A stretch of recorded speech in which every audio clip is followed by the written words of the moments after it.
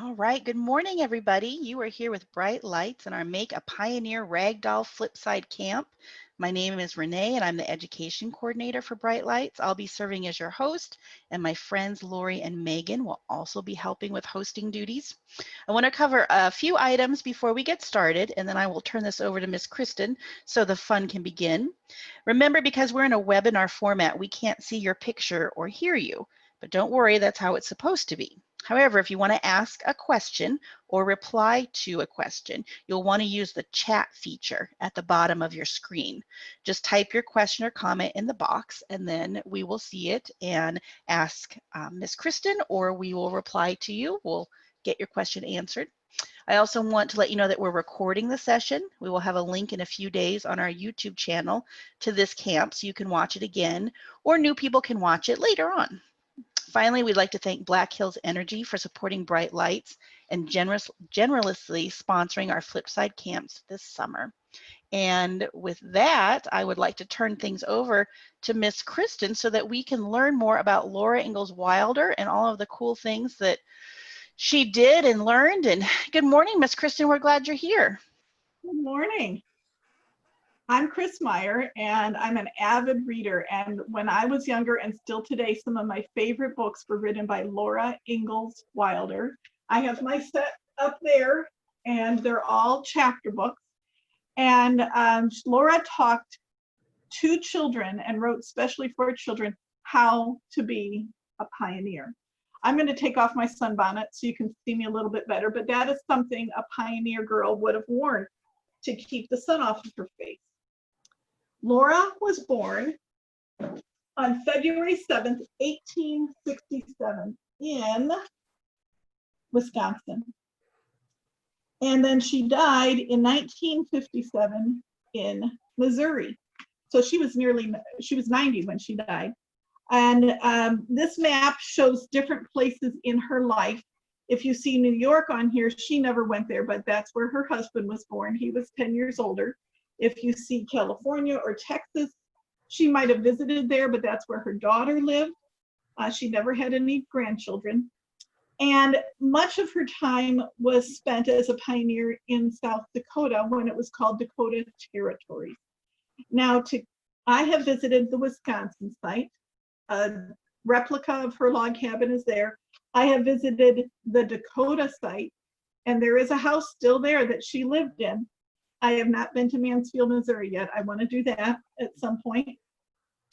Now, to connect this to Nebraska, Nebraska became a state. If you finished 4th grade, you might know this, on March 1st, 1867. So Laura was born just about a month before Nebraska became a state. So this year, they were both 153 for their birthday.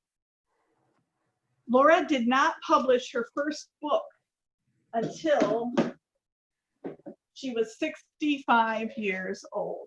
Now, some people write books when they're much younger. Laura did not. This is a picture of her when she was about that age. She had written articles for a farming magazine because she was a farm wife. So it might be how to take care of your chickens, how to have the best plum trees, whatever she was writing about, she wrote for farm journals. The whole Little House on the Prairie series would be called realistic fiction. It is not exactly true, but it could have happened. She couldn't include everything. It's not her diary. She wanted to write it so children could read it and understand what it was like. And you could read many other books about what it was like to go on a covered wagon or build a log cabin, but she wrote it so children could understand much better. So when she was a pioneer, I don't think she thought she would be writing for people in the future. So how did she become such a good writer? Well, her ma and her pa, her ma had been a school teacher, and her pa was an excellent storyteller. So listening to stories helps you know how you might want to write a story. Then a sad thing happened when Laura was 12 and her sister Mary was 14. Mary had an illness and it made her eyes blind. After that, Ma said, you need to be Mary's eyes. You need to talk to her and tell her exactly what's happening as we go through our daily life. And especially when there were new things. They moved one time and Pa went ahead, but the family followed on a train, and Mary had never seen a train. So Laura had to describe it to her, what it was like to be in the car of the train. Laura's daughter, who helped her get started writing, her name was Rose. She was a journalist, which is a writer for a newspaper or a magazine. And she was an author of novels, fiction stories that were made up. So she helped her mother edit and get started writing. Now, I have used this word pioneer a few times. If you think you know what it means, you can type it in, and we'll talk about it a little bit later. But first, I'm going to read a story from a beautiful series. The books I showed you up there are all chapter books. This series is called My First Little House Book. It still says it's by Laura Ingalls Wilder. But what they did is they took some of the stories from the longer books and made it into shorter stories and drew a lot of wonderful pictures. This one I chose because it shows some of the rag dolls, the dolls that Laura and her sister Mary used. Winter days in the big woods. Now I know Nebraska is home of Arbor Day, where we plant a lot of trees, but until you've been in the big woods of Wisconsin, you haven't seen woods. If you've lived in Nebraska your whole life, you haven't seen woods. I'm from Northern Illinois, and I do miss the trees sometimes. We have lots of trees around here. We just don't have woods. Miles and miles and hundreds of miles of trees, and they're so dense. Once upon a time, a little girl named Laura lived in the big woods of Wisconsin in a house made out of logs. In fact, her pa had to cut down the trees so he could farm the land, because with all the trees around, he couldn't farm until he cut down the logs.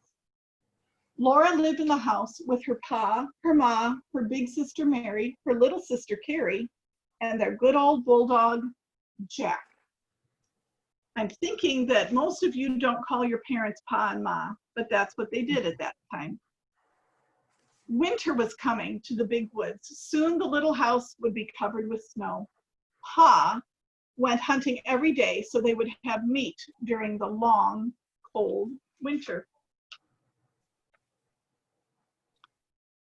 Ma, Laura, and Mary gathered potatoes and carrots, beets and turnips, cabbages and onions, peppers and pumpkins from the garden next to the little house. They had to grow almost anything they were going to eat. And if you saw the fence there, that's because deer love to come and eat your garden. So they had to keep the deer out. This is the page I like best. By the time winter came, the little house was full of good things to eat. Can you see Mary and Laura there? Laura and Mary thought the attic was a lovely place to play. Some of you may have an attic that you play in. Our kids don't live. Our attic is full of insulation and it's very close down. It is between the roof and the ceiling of your house. That's the attic. They played house by using the round orange pumpkins as tables and chairs, and everything was snug and cozy. Now, if you look carefully, Mary has a rag doll, but Laura does not. Laura was 2 years younger. She has a doll that looks a little bit more like this. It's a corncob doll. There's the corncob. There's a very old bandana I had. And her parents wouldn't give her anything that they would need to use. They would give her something they didn't need anymore. So she had to use a rag, and she just wrapped it up. And remember, she was just 4 or 5 years old. So this was a just right size for her.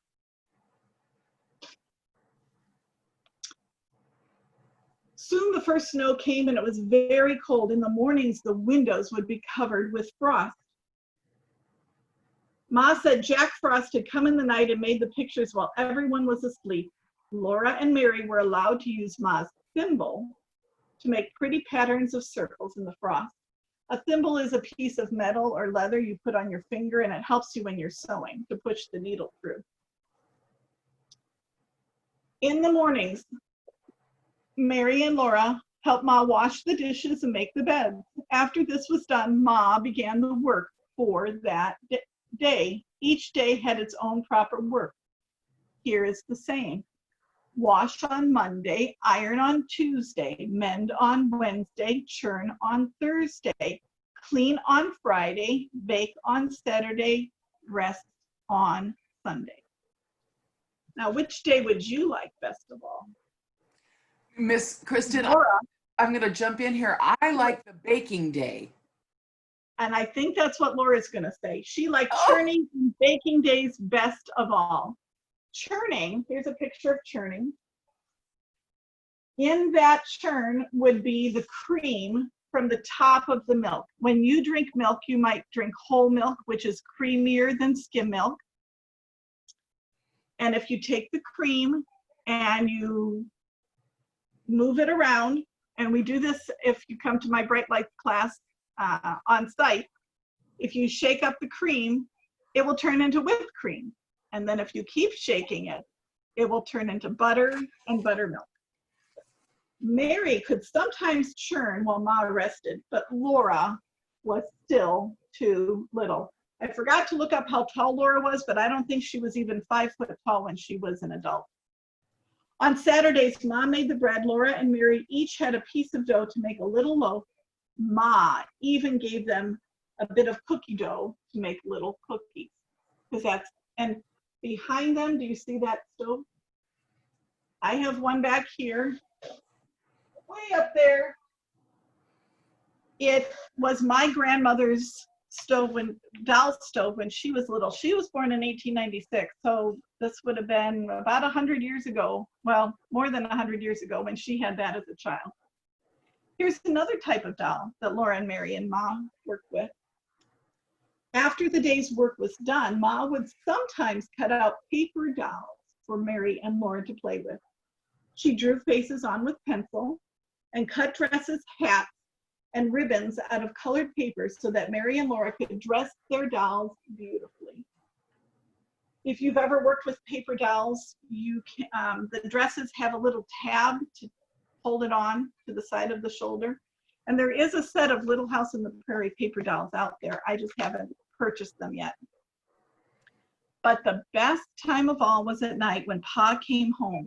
He would throw off his fur cap and coat and mittens and call, "Where's my little half pint of sweet cider, half drunk up?"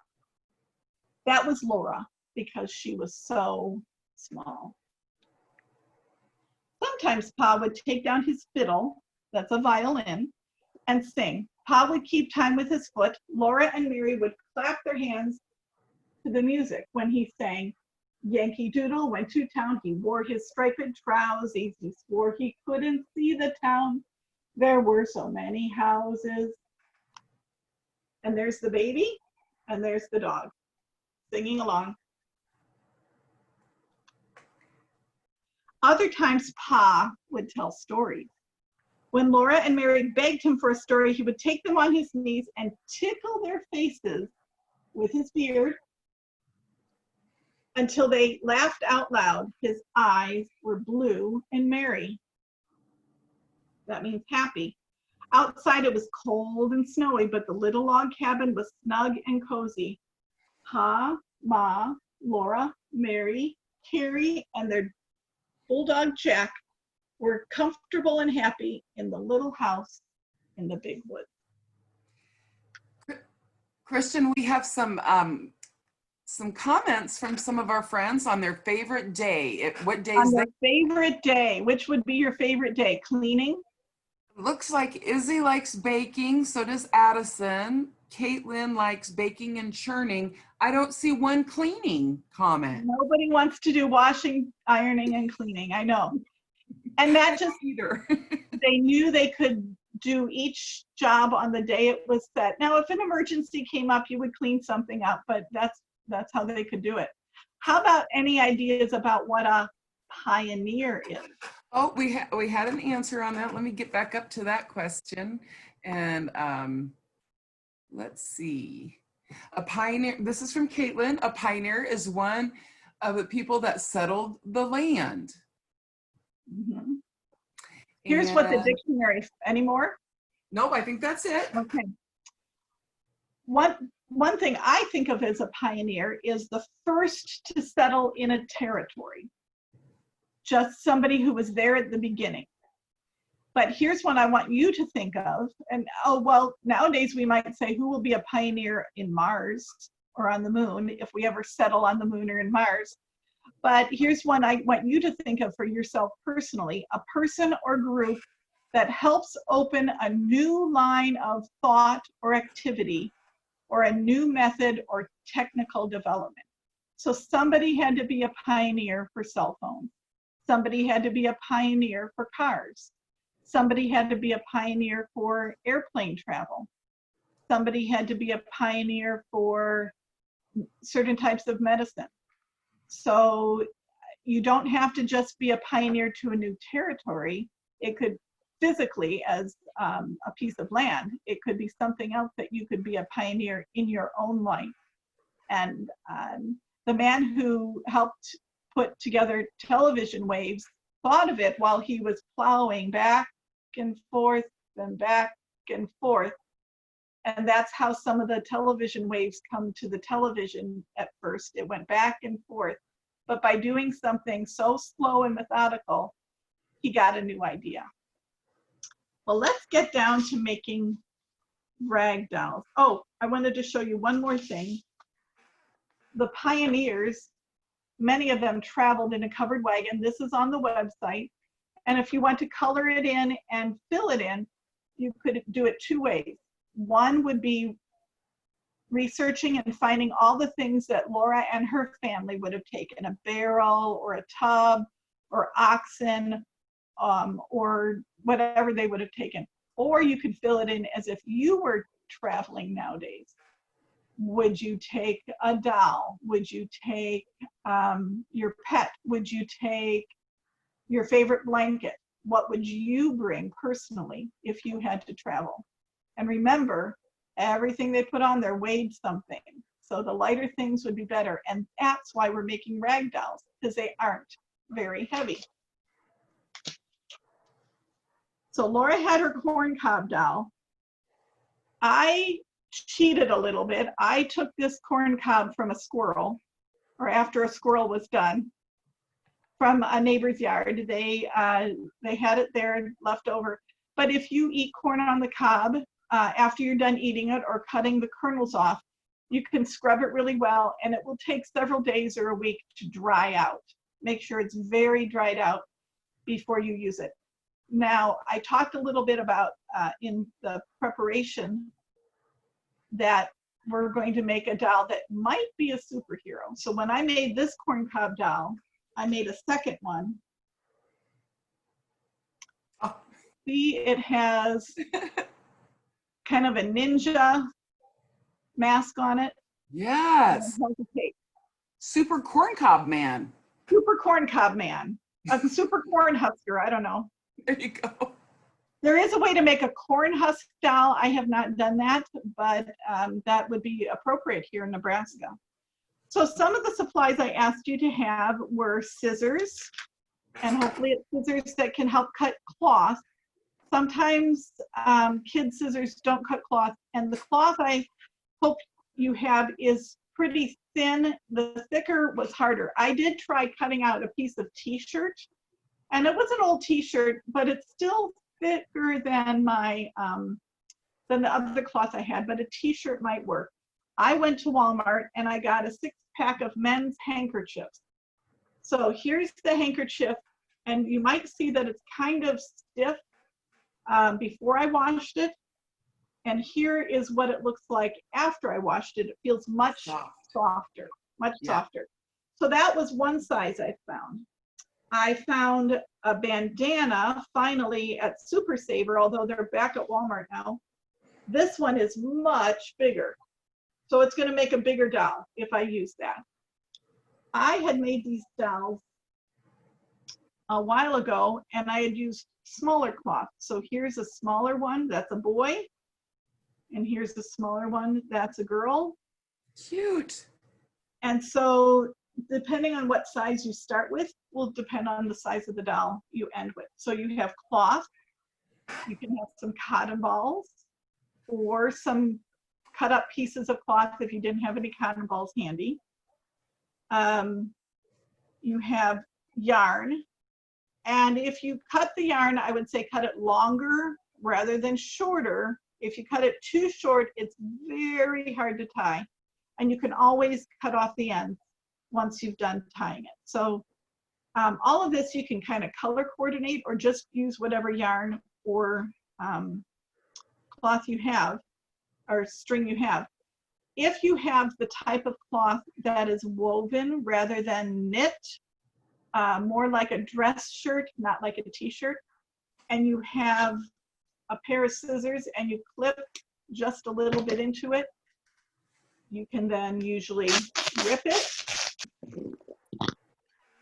And if you don't have yarn, then you have a thin piece of cloth to use as your tie, if you need to use it as a tie. Let's see, what else?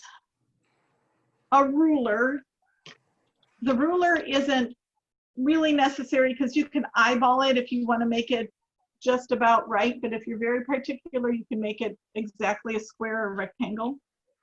And the pattern. Again, I put the pattern on the website. Here's part of the pattern. And here is a longer piece of the pattern.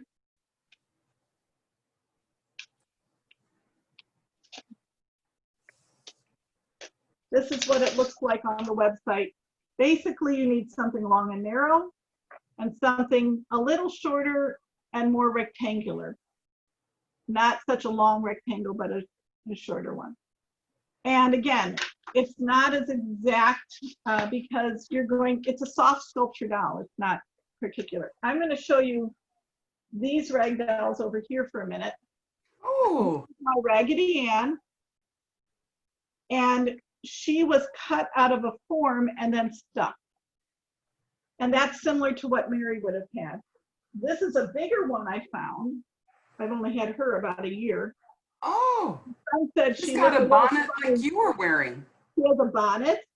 She doesn't have a face. Now, in Laura's time, they might have sewn a button on for the eyes.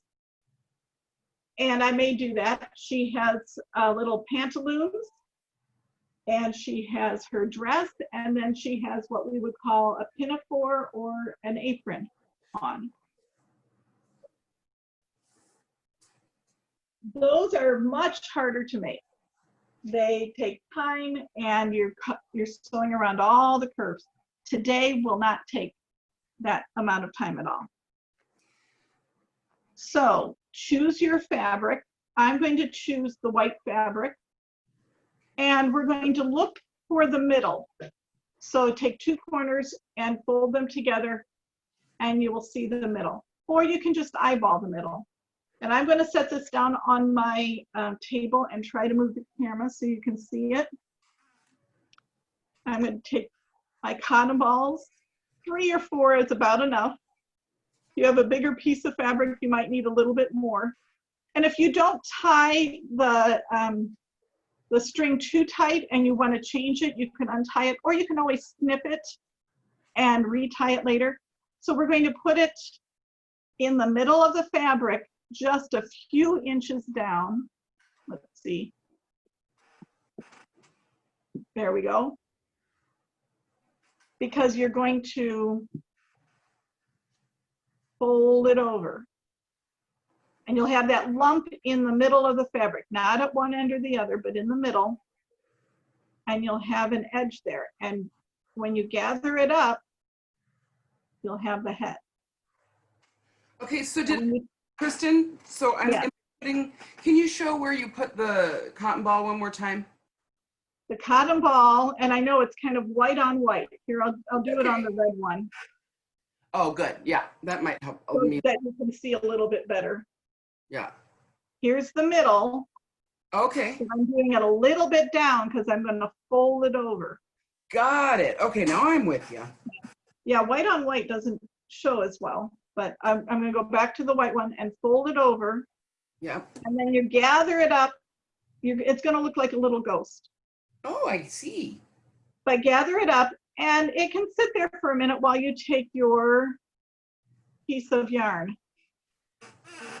And I'm finding I had some shorter yarn over here. Let me find a longer piece of yarn.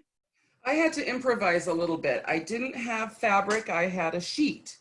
And I didn't have yarn, but I had string.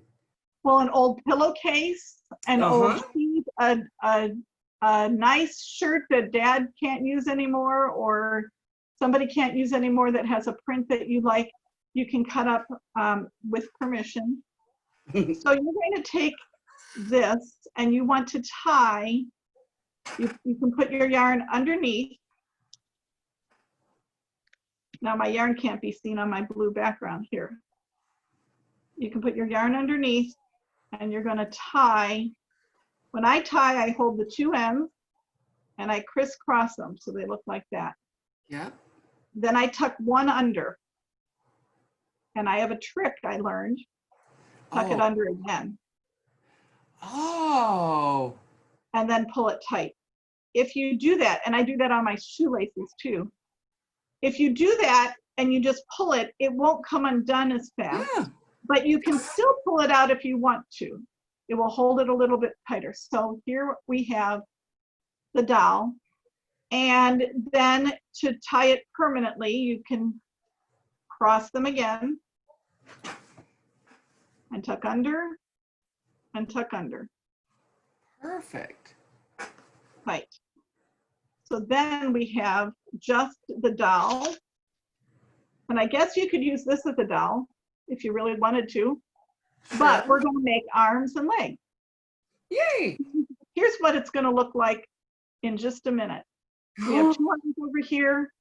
We have a waist and we have legs. And I even tried to draw a little face on it. And we will put clothing on it. Don't worry about that. So to make the arms, you're going to take that corner of fabric you had. And I from the directions, I took this from another website. From the directions, I don't think it matters whether this is the front of the doll or this is the front of the doll. You can choose whichever way you want to do it. But take the corner, and this will be a much harder thing to tie as a knot. You're going to take the corner up high and kind of make that into a long, narrow piece. And I usually put one finger down near the bottom and wrap it around. Once I wrap it around, I have to tuck it in that hole where my finger is and pull my finger out. Well, I pulled my finger out first, and there's that little hole, and I'm going to pull that through. And once you get that corner through, you can pull it tight. Oops, mine came apart, see?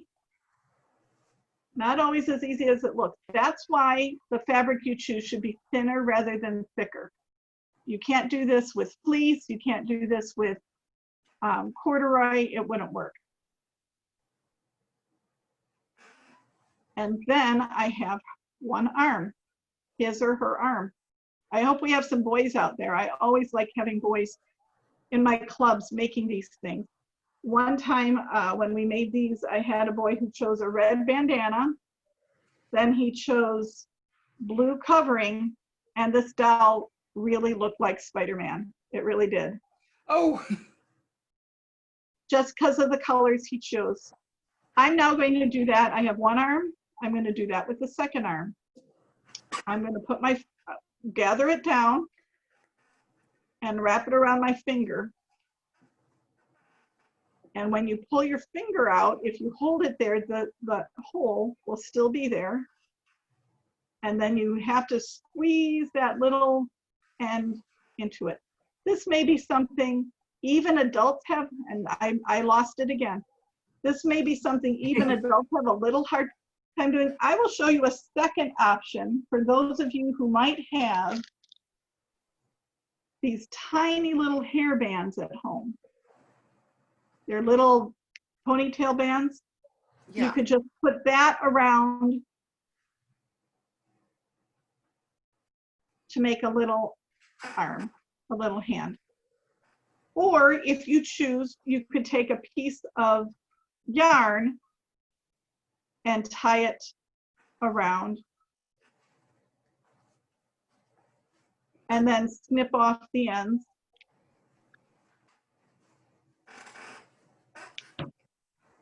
And then that would be the hand, if you don't want to try to tie it like this. So once we have the arms, Oh my goodness. how's it going? You know, it's going okay, I think. I cannot get the little things tied, but I realized I think I didn't put my head in the right spot. So now I'm trying it again. And again, tying it with yarn or a hairband might be easier. Yeah, I think I have those. So try So that. once you have your two arms, you're going to make the waist, the middle. Oh. And again, you can do that. I'm going to use pink this time. I'm going to figure out where I want the middle of my doll. And again, crisscross, tuck under again, and pull it There, yeah. tight. And I'm going to tie that again.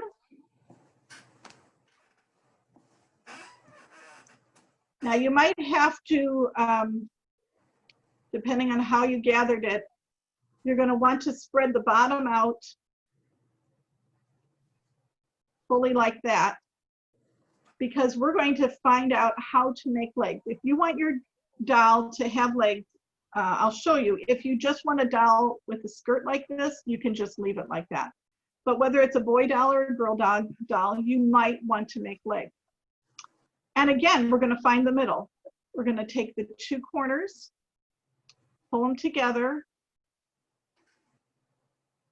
and see where the middle is. And hold that point. Maybe you take a little pen and make a little mark. And what I'm going to do, I'm going to turn it around so I can reach it better, is I'm going to take my scissors and cut up straight up to the waistline. And then I've split the doll into two legs. Instead of a skirt, it's two legs. And that's the basic doll. As I show you the different kinds of clothing we can make, I'll show you, we'll discuss how the apron goes on, and you can decide what parts you're going to do. So you can get more creative after I show you my ideas. You can get more creative and do your own ideas. The hardest one, I think, I'll do the easiest one first. You take your cloth.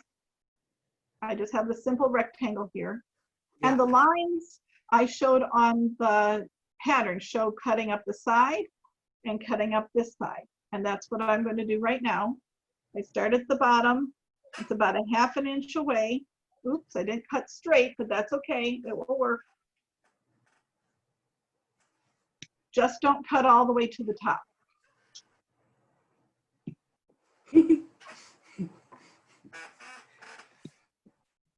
I'm just a little behind you, Kristin. I am just finishing my waistband. Oh, you're just doing your waist. Okay. Mm-hmm. This is an apron, and these are going to be the ties on the apron. If you want to fold that part over or under, that's okay. But this is the apron, and that's the simplest way to dress your doll, is putting this around her middle and tying it in the back.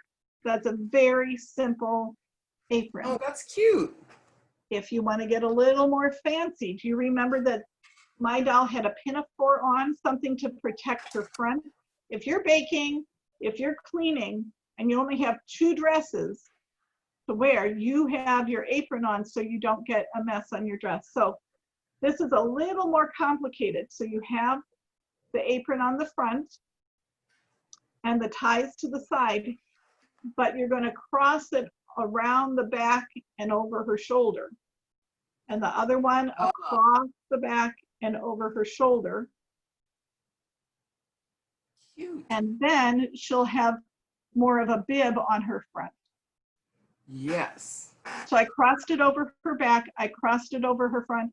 The length of fabric I had gives me enough yet to tie it in the back, but you might just tie it on with yarn again, and then she has that. The one scarf I had you cut was long and narrow, and you can put that on 2 ways. You can put it on and tie it in the front, and it's kind of thick to tie. It's not really thin, but it works. In fact, it might be a little easier for you to use than the yarn. And then she would just have a little sort of a bonnet on. You can cut off the extra, or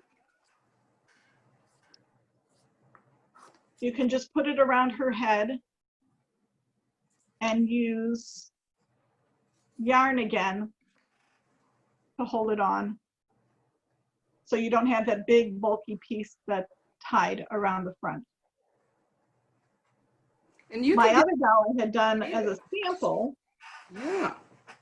if you see, she had more of a scarf, which would start out as a rectangle, or as a triangle, I mean. Or if you had a square, you could fold it into that.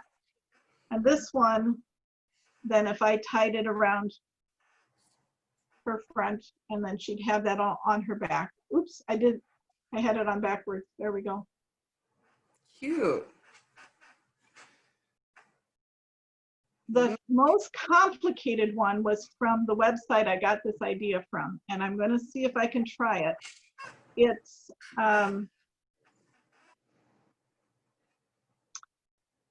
this is the dotted lines on the pattern I gave. When you cut it, it looks really odd, but you'll have this will be on the front of her, and this side piece will go around her arm to tie like a bib. So that goes on the front of her. And then I try to tie this over her shoulder. And it would look, and again, I did white on white here. But it would look more like my big rag doll over here, where the pinafore goes up over her shoulders and holds, and it covers her chest. But let's see what we want to do if we wanted to add pants. Oh, that sounds difficult. You take the same fabric like your apron, and after you tie it around the doll like an apron, you're going to cut up the middle, and then it will be, does that look like a pair of pants? Yeah. So I'm going to tie this around the middle of the doll.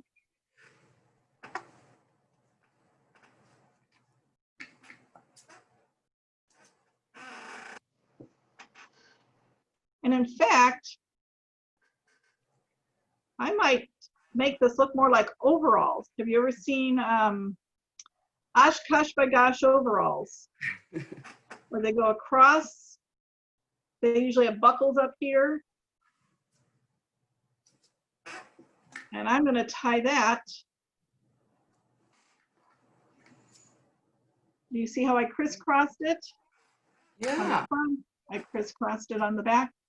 Now I have one leg and one pant leg, the other leg and the other pant leg. And this is where I like to have yarn or the hairbands because these are harder to tie. So if I gather up that leg, maybe twist it a little bit so it's a little skinnier, and then I take that fabric and wind it around. When I get to the end, I can gather it together.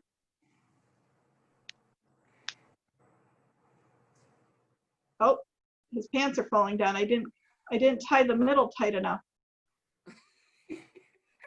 But then I have one leg done. There, yeah. And I'm going to take the other leg again and maybe twist it a little bit. If you know you're going to make pants, you could cut your covering fabric, your pants fabric, a little wider so you have a little more fabric. But Right. that's a pretty good leg.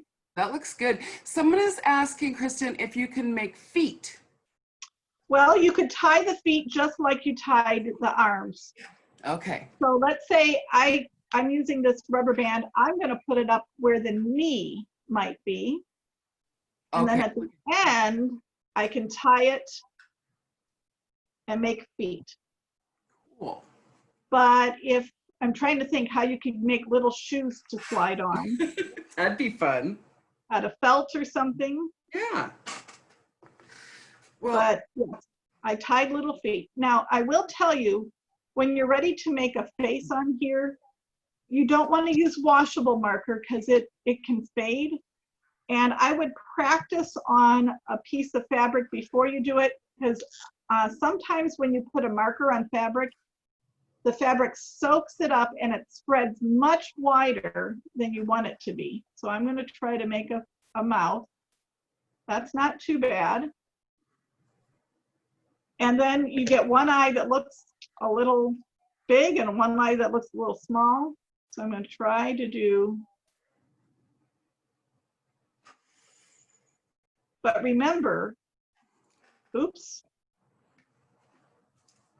I tried eyebrows. He looks not as happy as he should. I think the eyebrows look a little more angry, but that's okay. And maybe, let's see. I thought I had one here. Oh, nope. You could draw a little hair on. Do you remember that my Raggedy Ann doll had yarn for hair? yarn hair. Yeah. You could decide that, or you could find fabric that looks like hair. You could glue it on, tie it on. Oh, look at your doll with a little bandana on. Yeah, I don't know if Renee can do it, but show it, but mine, I had a few little problems. So what I did is just tied her joints. I couldn't knot the fabric. So Right. instead I just used string for her shoulders and her hands. And I made a little apron, short apron, and then she has a little hairdo there, scarf. But I have enough, what happened is I think I made my fabric a little too small. So the arms were like little stumps. Yeah. Yeah, and it's hard to know how the fabric is going to tie. I'm going to take this fabric and show you a cape. And so the cape, you just cut it just like you would the apron. You're cutting up the side. Yeah. And this one's a little thicker, this fabric, but it's going to work as a cape. And then you just tie it over the back and have the tie in the front. Yeah. And you have the cape off the side. There's a trick to making the mask though. Do you remember I had that little mask on my Corncob Doll? Yes, you do. There. This you do need very sharp scissors. So you have your long, narrow cloth. You want to find the middle again. So you hold it together. And there's the middle. That's going to be where the nose is. Oh. And this is a little tricky. You fold it this way down. You don't have to do it the whole way. You just need it. And you're going to cut just a tiny slit on that fold. How far away from the fold? Not very far away at all, because if you do it far away, the eyes will be way on the side. Okay. So if I do a tiny little cut there, I open it up, you can see one eye hole. But then when I open it this way, you have 2 eye holes. There's mine. Yeah, I think I you wonder if it will fit. don't go very far from the end. Not very far from the end.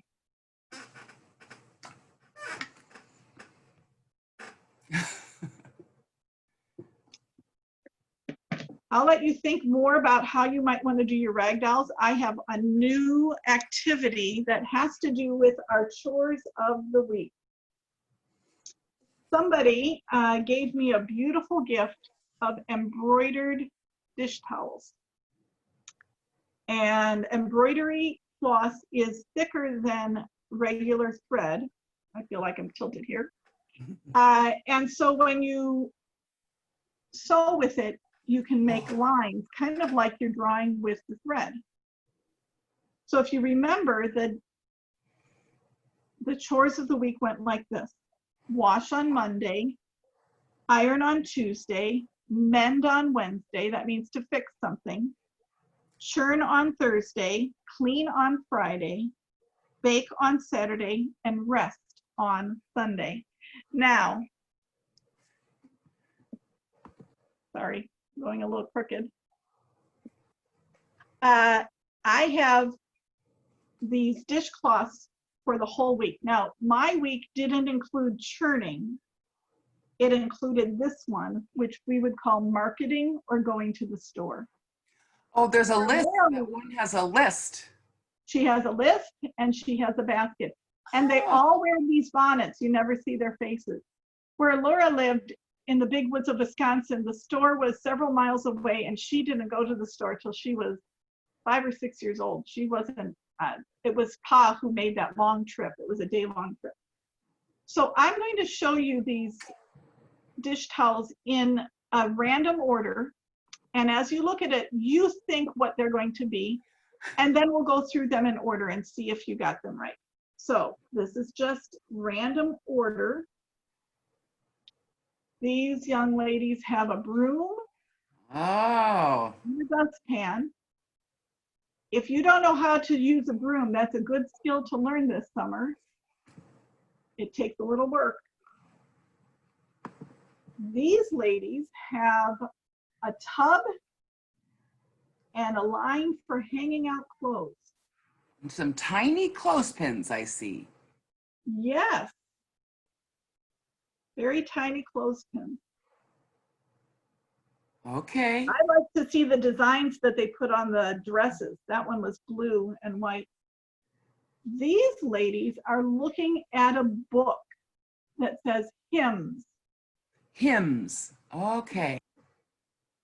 Oh, you're right. The decorations on the dresses are fancy. Yes. A basket again. There's a board and something that she's holding right here.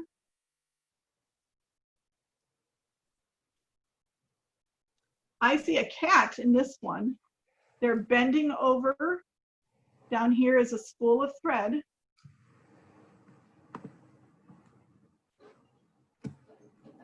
There's a dog in this one, but something else. A cake. Oh, yes. And a rolling pin. Mm-hmm. Lots of hints in each towel. Lots of hints on each towel. So let me find them in order. Again, it was wash on Monday. There's no washing machine. It's your arms. It's your arms with the washing machine.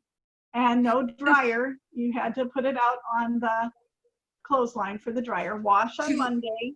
She looks like she has a washboard there, Kristin. Yes, that would be to scrub against. The washboard would be scrub against. I don't have one of those in my props yet. This would be iron on Tuesday, and that iron wouldn't be plugged in. It would have been put on top of the stove, and it as soon as it was heated, you would grab it with a rag, and then you would press and iron. Everything was natural. It was wool or cotton, and so it needed ironing. It was always wrinkled. Iron on Tuesday. Mend on Wednesday. Here's the sewing. Oh, sure. There they go. I know how to sew. I sewed that bonnet you had, but a lot of my sewing skills have gone to mending my children's clothes, fixing them when there's a rip or adding a button on. Now, they didn't have churning, but here is marketing on Thursday, clean on Friday. Oh yes, sweeping. No And vacuum cleaners. They might have had rugs, but they would have shook those out. Yeah, cleaning with the broom. Bake on Saturday. Delicious cake, it looks like. And rest on Sunday. And this is where they showed on my towels, they showed going to church, singing on Sunday. And that's a gathering of 3 people. Those are beautiful little cloths. I didn't want to use them for drying dishes. So I saved them, and I saved them for the right time. Now I want you to know that the series for Laura Ingalls Wilder has many chapter books, and they're wonderful to read out loud, even a chapter at a time. But the whole series of my first Little House books are a wonderful series too. This one is about Laura's husband, Almanzo. She has a whole book called Farmer Boy. And A Farmer Boy's Birthday talks about how he grew up in New York State. He had a much bigger farm. They had 3 huge barns and a much bigger farm. So it told about life at the same time as Laura growing up, but in a different part where he and his siblings were closer to school. They had a house not made out of logs, it was made out of boards. They had a lot more that they even made ice cream. A couple of you might have made ice cream a week or 2 ago. So they had an ice cream churner. So he had a much different life than she did growing up. So I encourage you to read some of those books. Another part she wrote about was the long winter. And if you've heard about the children's blizzard here in the prairies, in the 1870s, Laura was part of that, and it was a very long winter. And so it's her perspective on how they survived that long winter. So as we end, I'm going to show you a little bit about her going west. Chris, can I interrupt you for a minute? Yeah. This is Renee. We have somebody who said they really got stuck trying to do the dress and wondered if we could show it one more time. I'm not sure specifically, but I figure if we could just do one last little demo, then that'll help Libby. I think it will be the crisscross dress that you're looking to do. And I will show you, I will take my piece again and I'll cut it up. I just want to remind you to be a pioneer somewhere in your life. Be the first to do something. Think about what you could do to do that. You could be an author. You are living at a time in the world where it's very different.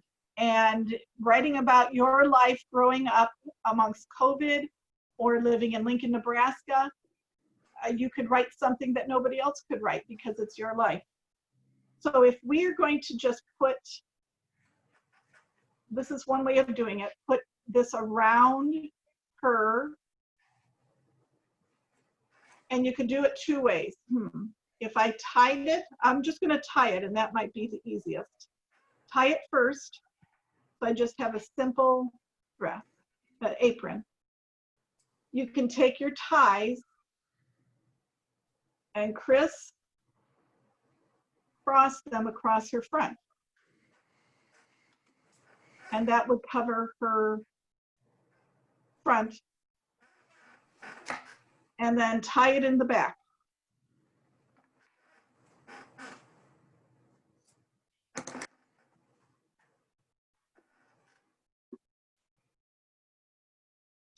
You can create a whole bunch of dolls to make a family. You could take your yarn and take some sticks outside and put a stick in the corner, attach a yarn, and make the outline of a house and have your own little prairie house out in the grass. I guess you could make a little horse or a little cow to go with your prairie house and do a prairie shed. In the future, you might want to visit one of the places Laura lived. There are many other places to visit to find out about pioneer life, but there's the several that Laura lived in. And practice tying knots. Knots are not as easy as you think.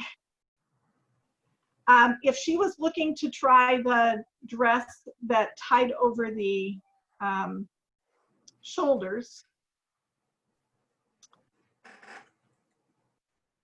let's see.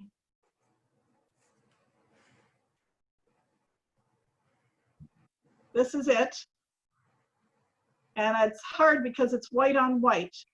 But basically you have one part going behind and one part over the top, and it ties up here and ties up here for her shoulders. It took me a while after I saw this online, because it was pictures, not a video.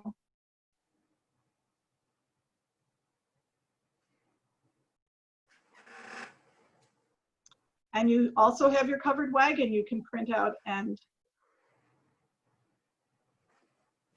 make. Oh, did I show you? We clothespin dolls.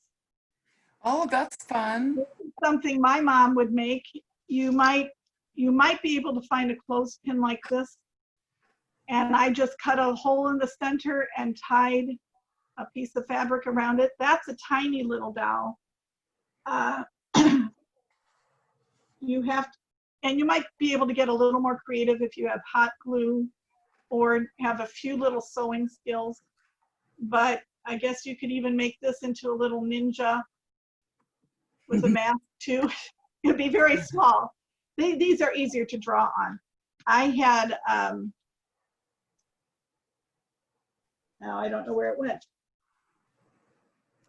This was a little, I think it was a clothespin butterfly that my son made, but you can make put a little bit of cloth on here, and this is the type of clothespins we're used to having. So I encourage you to read more about Laura Ingalls Wilder. Read some of her books. Little House in the Big Woods starts when she's 5, and her last books are when she's a young married woman with a family. So she got married pretty young. She was 18. But it goes through teaching school and all the different ups and downs of her life. And being a pioneer means you're going to encounter things you've never seen before. That is awesome. Thank you, Chris. I think that everybody learned a lot of things today. Remember, you can also go to our Bright Lights webpage, and the resources are also listed there under this camp, so that if you want to revisit the directions or take another look, you can do that. But I just want to thank Chris for being such a informative presenter, and I hope you guys learned a lot. Remember, you can share pictures of your dolls and their clothing on our Bright Lights Facebook page if you want to do that. And I encourage you to join us again tomorrow back here at 10 o'clock. We have a dress up and draw camp with Mr. Bob Reeker. And I heard a rumor that you can wear your pajamas when you tune in. So that sounds like fun. We'll see if Miss Lori wears her pajamas tomorrow.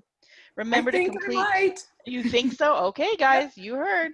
Remember to complete the surveys that will be emailed to your parents, and you can go on our brightlights.org webpage to see some more camps for the following week. All right, thank you, everybody. Take care. Bye.